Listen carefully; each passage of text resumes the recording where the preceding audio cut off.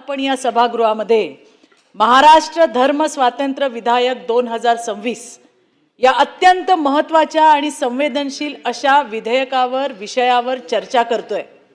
आज या महाराष्ट्रातल्या लाखो माता, लाखो पिता आणि महिला या विधेयकाची वाट बघत होत्या सभापती महोदय। आणि म्हणून राज्याचे सन्माननीय मुख्यमंत्री देवेंद्रजी फडणवीस यांचे आम्ही लाख लाख आभार मानतो की ज्या विधेयकाची आम्ही वाट बघत होतो ज्या विधेयकाची, ते विधेयक अखेर आज महाराष्ट्रात आलेलं आहे। सभापती महोदय, हा विषय धर्माचा नाहीच आहे। बऱ्याच सन्माननीय सदस्यांनी आपली आपली भूमिका मांडली, खूप चांगल्या त्याच्यामध्ये काही सूचना सुद्धा केल्यात। या बिल मध्ये काही त्रुटी असतीलही, हे म्हणजे त्या करेक्टही होतील, पण बिल अस्तित्वात येणं आणि या ठिकाणी कायदा अस्तित्वात येणं ही मात्र महाराष्ट्राची निकड होती, गरज होती, असं एक राज्याची महिला म्हणून, एक आई म्हणून मला स्वतःला वाटतंय। सभापती महोदय, मी जसं म्हटलं की हा विषय धर्माचा नाही आहे, हा विषय महिलांच्या सन्मानाचा आणि तिच्या सुरक्षिततेचा विषय आहे। आपल्याला संविधानाने काय सांगितलं की प्रत्येक नागरिकाला धर्म मानण्याचा, आचरण करण्याचा अधिकार दिलाय। पण अमोल त्याच संविधानाने कुठेही जबरदस्तीने, फसवणुकीने, आमिष दाखवून, दबाव टाकून धर्मांतर करण्याचा अधिकार आपल्याला दिलेला नाही। आणि म्हणून हे विधेयक संविधानाच्या विरोधात नसून उलट संविधानाच्या मूलभूत भावनेचं संरक्षण करणार आहे। सभापती महोदय, जेव्हा धर्मांतराच्या प्रश्नाला समानता, वैयक्तिक स्वातंत्र्य असे शब्द दिले जातात, तेव्हा एक गोष्ट मुख्यपणे दुर्लक्षित केली जाते, आणि ती गोष्ट कुठली आहे की अशा फसवणुकींच्या प्रकरणामध्ये सगळ्यात मोठं नुकसान जर कुणाचं होत असेल तर ते राज्यातल्या आणि देशातल्या महिलांचं होतं। कलम क्रमांक 3 बघा। कलम क्रमांक 3 मध्ये काय नमूद केलंय? एक, आमिष; दुसरं, जबरदस्ती; तिसरं, फसवणूक; चौथं, बळजबरी; पाचवं, दिशाभूल; सहावं, धमकी; सातवं, गैरवाजवी प्रभाव; आणि आठवं आहे कोणताही लबाडीचा मार्ग। हे जे काही 8 दिलेले आहेत सभापती महोदय, याच्या विक्टिम कोण आहेत? याच्या विक्टिम 90% या राज्यातल्या महिला आहेत। परिणयजी, या राज्यातल्या मुली आहेत ज्यांना फूस लावून पळवून नेलं जातं। आता तुम्हाला काही उदाहरणं सांगते, वेगळी वेगळी उदाहरणं सांगितली। श्रद्धा वॉकर, महाराष्ट्रात नाही घडलंय पण दिल्लीमध्ये घडलंय। काय झालं त्या श्रद्धा वॉकरचं? त्या श्रद्धा वॉकरची हत्या केली आणि तिच्या शरीराचे तुकडे उमाताई ब्रीफकेसमध्ये भरले। ब्रीफकेसमध्ये आपल्या महाराष्ट्रातलं उदाहरण, पुण्याची आपली सायली सुर्वे मुस्लिम युवकाशी लग्न केलं, अनन्वित छळ केला, धर्म बदलण्यासाठी दबाव टाकण्यात आला। तिसरं उदाहरण संभाजीनगरचं। संभाजीनगरमध्ये खोटी ओळख वापरून, ज्याचा उल्लेख सदाभाऊंनी केला, दराडे साहेब खोटी ओळख दाखवली, एक हिंदू नाव घेतलं, जवळीक वाढवली आणि नंतर लग्न झाल्यावर धर्म बदलायचा त्या ठिकाणी दबाव टाकण्यात आला, ज्याचा उल्लेख आणखी सन्माननीय सदस्यांनी केला। ऋतुजा राजगे तिचं नाव, मी गेले होते मिरजला, कुपवाडला। उमाताई, तुम्ही बरोबर बोललात। या कायद्याची गरज काय? या कायद्याचं महत्त्व काय आहे हे राज्यातल्या लाखो आयांना आणि त्यांच्या वडिलांना जाऊन विचारा। आज त्यांनी त्यांची लेकरं डोळ्यासमोर आपल्या लेकरांची माती होताना बघितली आहे। ऋतुजा राजगेच्या केसमध्ये हिंदू असणारं कुटुंब ज्यांनी ख्रिश्चन धर्म ऑलरेडी स्वीकारला, पण मुलाची सोयरीक ठरवताना प्रसाद दादा त्यांनी सांगितलंच नाही की आम्ही ख्रिश्चन धर्म स्वीकारलाय. लग्न झालं हिंदू पद्धतीने, मुलगी नांदायला गेली आणि प्रवीण भाऊ नांदायला गेल्यावर लक्षात आलं की हे आपल्याला उपवास करू देत नाही, हे आपल्याला पूजा करू देत नाही, हे देवाचं नाव घेऊ देत नाही. तिच्यावरती चर्चमध्ये जाण्यासाठी दबाव टाकला गेला. तिला त्या ठिकाणी बळजबरी केली गेली, पण पोरगी बदली नाही. ती म्हणली मी ज्या हिंदू जातीमध्ये, हिंदू धर्मामध्ये राजहंसजी जन्माला आली आहे, माझा शेवट सुद्धा माझ्या धर्मात होईल, मी दुसऱ्या धर्मात जाणार नाही. तिचा इतका छळ केला गेला. सभापती महोदय, ऋतुजा 2 जीवाची होती. ऋतुजा 5-6 महिन्याची गर्भवती होती. तुम्ही विचार करा, पोटचं बाळ आपल्या पोटात असताना, आपला अंश आपल्या पोटात असताना त्या ठिकाणी तिने आत्महत्येसारखा विषय किंवा आत्महत्येसारखा पर्याय निवडला. आपण समजू शकतो तिला किती टोकाचा त्रास दिला गेला असेल. या घटना घडतायत. आता या मुली कशा फसतायत? या मुली फसतायत वेगळ्या वेगळ्या प्रकरणांमध्ये. खोट्या ओळखी, खोटी नावं सांगितली जात आहेत, खोटी ओळख करून दिली जाते, विवाहाचं आश्वासन दिलं जातंय, भावनिक असेल, आर्थिक असेल, प्रलोभन दिलं जातं. आणि एकदा का खोडके साहेब सावज आपल्या टप्प्यात आलं की मग हे सगळे खरा रंग दाखवायला सुरुवात करतात.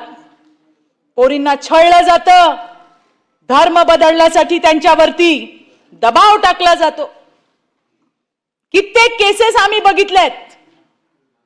या तर मोठ्या मुली आहेत. मला आश्चर्य वाटलं, राजहंसजी जेव्हा पोलीस स्टेशनला ज्याचा उल्लेख केला, पोलीस जेव्हा घेऊन येतात मुलीला आणि मुलाला अमोल, त्या मुलीला तिच्या आईबापाशी बोलू दिलं जात नाही. परिणय भाऊ, आई रडते, वडील रडतात, भाऊ रडतो, अरे आम्हाला एकदा तरी मुलीशी बोलू द्या. सांगतात प्रवीण भाऊ मुलीला तुमच्याशी बोलायचं नाही. हे कोण सांगतं? वकिली कोण करताय? वकिली पोलीस करतायत. लेकराला आपल्या आई बापाशी बोलू दिलं जात नाही. त्यांची 100 माणसं पोलीस स्टेशनला जमा होतात. वातावरण असं विचित्र होतं. पोरगी दबावाखाली येते, आई रडते, अरे मला 2 मिनिटं माझ्या मुलीशी बोलू द्या. वडील म्हणतात 2 मिनिटं बोलू द्या, पण त्या ठिकाणी बोलू दिलं जात नाही. अगतिक होतात, असहाय्य होतात आई वडील. ज्या पोरीला तळहाताच्या फोडासारखं आपण जपतो, तिच्या भविष्यासाठी तिला चांगलं शिक्षण देतो, आणि 18 दिवस 18 महिन्यामध्ये कोणी भेटतो तिला, मग तो अब्दुल असेल, लतीफ असेल, नाही तर आणखीन कोण मायकल असेल, आई वडिलांना लाथाडून पोरी निघून जात आहेत. आई वडील हतबल झालेले आहेत. हे तर झालं मोठ्या मुलींमध्ये. सभापती महोदय, मी डोळ्यांनी पाहिलंय. मी त्या मुलींशी बोलली आहे, त्यांच्या आई वडिलांशी बोलली आहे. अल्पवयीन मुली या टार्गेट आहेत. तो जो कोण हिरो असतो, त्याची बाईक असते एकाची, पेट्रोल टाकणारा दुसरा, ज्ञानेश्वर शर्ट 3ऱ्याचा आणि गॉगल 4थ्याचा, असे करून हिरोगिरी करून फिरतात. आणि या लहान लहान पोरींना फूस लावतात, त्यांचं शोषण करतात, त्यांचे व्हिडिओ काढतात, त्यांचे फोटो काढतात, आणि त्याच्या आधारावर त्या पोरींना ब्लॅकमेल केलं जातं, त्यांच्या परिवाराला ब्लॅकमेल केलं जातं. जे उमाताई बोलल्या ते खरंय. या पोरींना हिप्नोटाइज केलं जातं. त्यांना सुधरतच नाही. कुठे आहोत, कोणासोबत आहोत, आपलं काय होतंय, विचार शक्ती हरवून बसतात. सभापती महोदय, तुम्हाला सांगू, प्रसाद दादा तुझे म्हणालास ना, यांचे रेट कार्ड ठरलेत. हे फार जबाबदारीने मी सांगतेय. दलित मुलगी फासली तर किती पैसे देणार परब साहेब? जैन समाजाची मुलगी फासली तर किती पैसे देणार? मराठा समाजाची मुलगी फासली किती पैसे देणार? ब्राह्मण समाजाची मुलगी फासली तर किती पैसे देणार? हे रेट कार्ड ठरलेलं आहे. एखाद्या मुलीच्या लोकांनी तक्रार केली, पोलीस स्टेशनला बसून 2 मिनिट होत नाही तर पोलीस स्टेशनच्या बाहेर यांची 100 लोक जमा होतात, हजारो म्हणा. त्या पोलीस स्टेशनला छावणीचं रूप येतं. मुलीचे आई वडील जीव हातात घेऊन पोलीस स्टेशनला बसलेले असतात. पण आज तिथे परिस्थिती काय होते? काय होते परिस्थिती? आई वडील आपल्या लेकराला जाताना बघतात आणि पोलीस आई वडिलांना मागच्या दाराने कुठून तरी त्यांना घरी पोलीस संरक्षणामध्ये पाठवतात. ही परिस्थिती आहे सभापती महोदय. मी एका वडिलांना भेटली आहे. आजही ते पाण्याचे नाही रक्ताचे अश्रू वाहतात. ज्या वेळेला इंटॉग्रेशन केलं गेलं, मुलींनी काय सांगावं? जो प्रकार हिप्नोटाईजचा या ठिकाणी सांगितलं गेला, मुलींनी सांगितलं माझ्या वडिलांनी माझ्या अंगावर हात टाकला. वडिलांनी पोलीस स्टेशनला डोकं झोडून घेतलं की माझ्या काळजाचा तुकडा आज अशा पद्धतीने एका मुलासाठी ज्याची आत्ता ओळख झाली असेल, वडिलांवरती एवढा मोठा आरोप लावतो. ते म्हणले चित्राताई, मला असं त्या क्षणाला वाटलं की मला मरण यावं. ही परिस्थिती आज राज्यातल्या आई वडिलांची आहे सभापती महोदय, ज्याचा उल्लेख मगाशी आणखीन सभासदांनी केला. हे लव जिहाद तर चालूच आहे.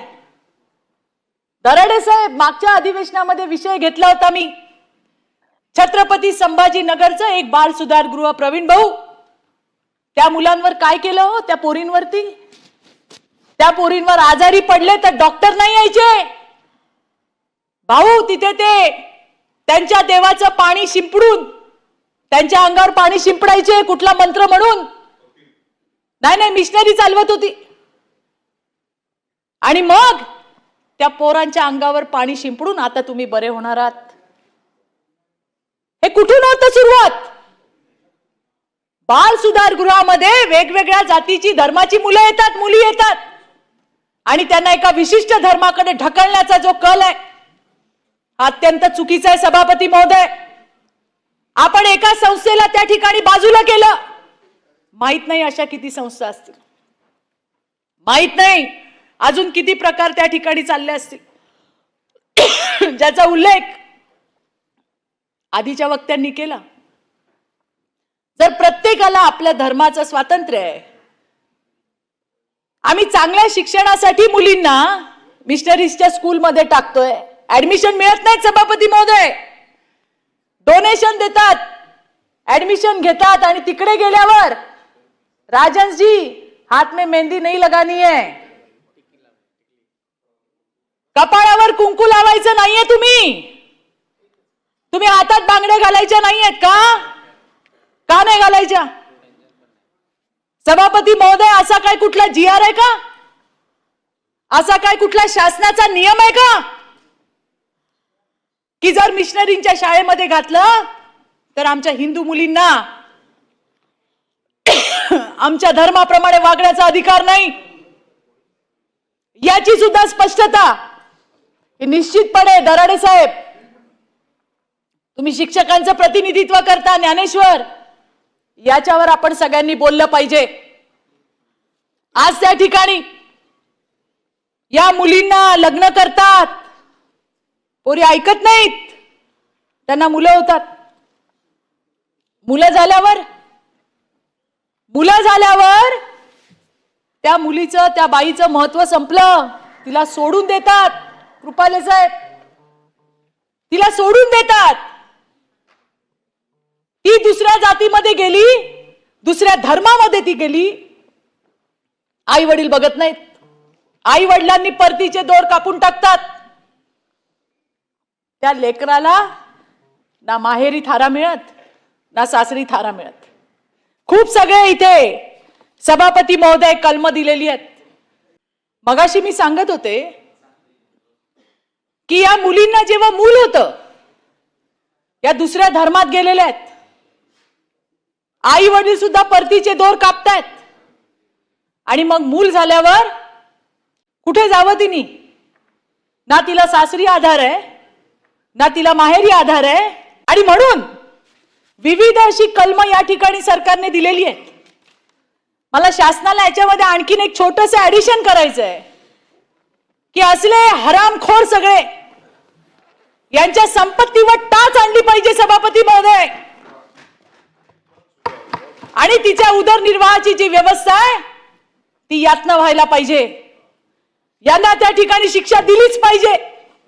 सभापती महोदय, काही प्रश्न माझ्यासारखीच्या मनामध्ये उपस्थित होतात। अर्थात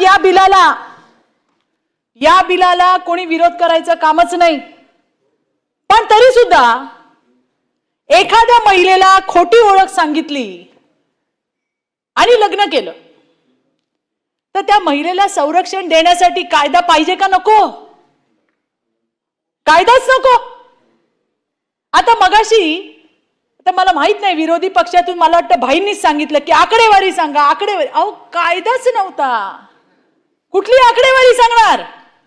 आकडेवारी आहे IPC 494 495 ची, की एक बायको हयात असताना दुसरं लग्न विक्रांत केलं जातं। माझा भाऊ आहे, तो माझा भाऊ आहे, युवा नेता आहे, आणि हे सगळे प्रश्न जे आहेत ते काय फक्त महिलांकडे थोडी येतात, भाऊ तुमच्याकडे पण येतात। त्यामुळे पूर्ण माहिती नाही बोलता येत आहे। आणि त्यामुळे अशा ज्या या घटना होतात की ऑलरेडी लग्न झालेलं आहे, खोटी ओळख दाखवली, सांगितलंच नाही। फार महत्वाचा विषय चाललाय मंत्री महोदय, शांतता ठेवा। महिलांचा विषय अतिशय महत्वाचा विषय, आणि एक बायको आपली हयात असताना खोटी ओळख दाखवायची, दुसरं लग्न करायचं, अरे तिला काहीच नाही, कायदाच नाही, तिला संरक्षण नाही द्यायचं, तिने काय करायचं अमोल? आणि मग ज्या वेळेला BNS आत्ताचा 82-83 मध्ये नोंद होते, केसवर केस चालत राहते, पोलीस काय सांगतात? कोर्टात जा, कोर्टात जा, किती दिवस, काय स्पेसिफिक कायदाच नव्हता।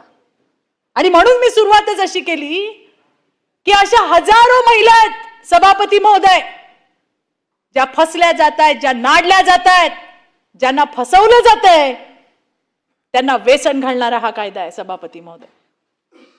धर्मांतर पूर्णपणे स्वेच्छेने होत असेल तर जबरदस्ती आणि प्रलोभनावर बंदी घालणाऱ्या कायद्याला विरोधच नसावा, अजिबात विरोध नसावा। महिलांना खोटी माहिती देऊन, त्यांच्यावर दबाव टाकून, त्यांना धर्म बदलायला लावणं हे आपल्याला तरी मान्य आहे का? हे मान्य आहे आपल्याला? आणि सभापती महोदय, एखादी गरीब असेल, आता एखादे बाबा, आपण असं नेहमीच म्हणतो नाही आदिवासी समाजाच्या महिला, दलित समाजाच्या महिला, नाही हो, सरसकट महिला म्हणा तुम्ही, हे सगळं जातीपातीच्या पलीकडे गेलंय, इथे कुठला ठराविक स्पेसिफिक समाज नाहीये, याच्यात सगळ्या महिला गणल्या जात आहेत। आणि म्हणून एखाद्या गरीब महिलेला पैशाचं असेल, नोकरीचं असेल, काहीतरी प्रलोभन दाखवून धर्म बदलायला लावलं तर तिला संरक्षण देणं हे सरकारचं कर्तव्य आहे, आणि ते संरक्षण या कायद्यानुसार मिळणार आहे। सभापती महोदय, महिलांच्या सुरक्षेसाठी बनवलेल्या, मी तर हेच म्हणीन, कारण या कायद्याच्या मध्ये 90% विक्टीम महिला आहेत, आणि म्हणून महिलांच्या सुरक्षेसाठी बनवल्या गेलेल्या या कायद्याला धार्मिक रंग कोणीच देऊ नये, कोणीच धार्मिक रंग त्या ठिकाणी देऊ नये। महिलांवर फसवणूक करून संबंध प्रस्थापित केले जात असलेल्या अनेक तक्रारी आपल्याकडे येतात, या महिलांना संरक्षण देणार कोण? आणि त्याही पुढे जाऊन सांगते सभापती महोदय, उद्या जर आपल्या कुटुंबातल्या कुठल्या मुलीला जर खोटी ओळख सांगून फसवलं गेलं तर आपण काय म्हणणार? वैयक्तिक स्वातंत्र्य म्हणणार.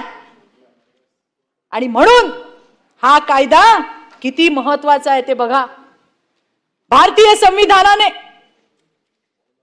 प्रत्येक नागरिकाला त्याचा धर्म मानण्याचा अधिकार देते, परंतु सर्वोच्च न्यायालयाने स्टॅनिस्लॉस versus state of Madhya Pradesh या खटल्यामध्ये काय सांगितलंय? या खटल्यात सांगितलंय धर्माचा प्रचार करण्याचा अधिकार आहे, ज्याचा उल्लेख सत्यजितने केला की परदेशामध्ये वेगळ्या वेगळ्या धर्मांची पत्रकं देऊन त्याचा प्रचार केला जातो. आपल्याकडे नाही का केला जात? आपल्या धर्माचा प्रचार करा, पण दुसऱ्यावर जबरदस्तीने धर्मांतर करण्याचा कुठलाही अधिकार हा तुम्हाला त्या ठिकाणी दिलेला नाहीये. आणि म्हणून सभापती महोदय, हे धर्म स्वातंत्र्याचं विधेयक 2026 हे कुठल्याही धर्माच्या विरुद्ध नाहीये. हे आहे महिलांच्या सुरक्षेसाठी, त्यांच्या सन्मानासाठी आणि त्यांच्या स्वातंत्र्याचं खरं संरक्षण करण्यासाठी. बोलण्यासारखं खूप आहे सभापती महोदय, पण मी एवढंच सांगेन की या ठिकाणी या विधेयकामध्ये कठोर तरतुदी करण्यात आल्यात. बेकायदेशीर धर्मांतर केलं ते 3 ते 5 वर्ष आणि गंभीर प्रकरणांमध्ये 7 वर्षांपर्यंत शिक्षा. काही नाही, या तरतुदी कठोर वाटू शकतात, पण जेव्हा गुन्हे गंभीर असतात त्यावेळेला कायदाही तितकाच प्रभावी असण्याची गरज असते. मला प्रसाद दादांनी जे म्हटलं ते मला पटलं. 7 लाखाचा नको, वाढवा, हा दंड वाढवा, यांना कठोर शासन करा. आणि म्हणून हा कायदा कोणाला घाबरवण्यासाठी नाही. सांगितलं की या हरामखोरांच्या संपत्तीवर टाचा ना, आणि ती संपत्ती त्या आईच्या आणि तिच्या लेकराच्या पुढच्या उदरनिर्वाहासाठी दिलं पाहिजे. हे कोणाला घाबरवण्यासाठी नाहीये, चुकीच्या प्रवृत्तीला आळा घालण्यासाठीच हे बिल आहे. आणि महाराष्ट्र हे आपल्या देशातलं पहिलं राज्य नाही, याच्या आधी 11 राज्यांनी केलं. आम्ही तर वाटच बघत होतो की हा कायदा कधी येणार आहे. आणि शेवटी आज राज्याचे सन्माननीय मुख्यमंत्री देवाभाऊंनी आणि त्याचबरोबरीने उपमुख्यमंत्री शिंदे साहेब असतील, आमच्या सुनेत्रा वहिनी असतील, यांच्या माध्यमातून सरकार हा कायदा त्या ठिकाणी आणतोय.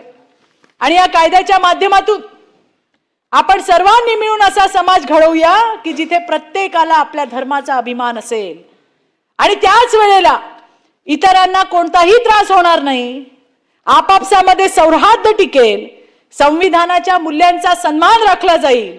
हे विधेयक त्या दिशेने टाकलेलं एक ठोस आणि आश्वासक असं पाऊल आहे. असं म्हटलं तर ते चुकीचं ठरणार नाही सभापती महोदय.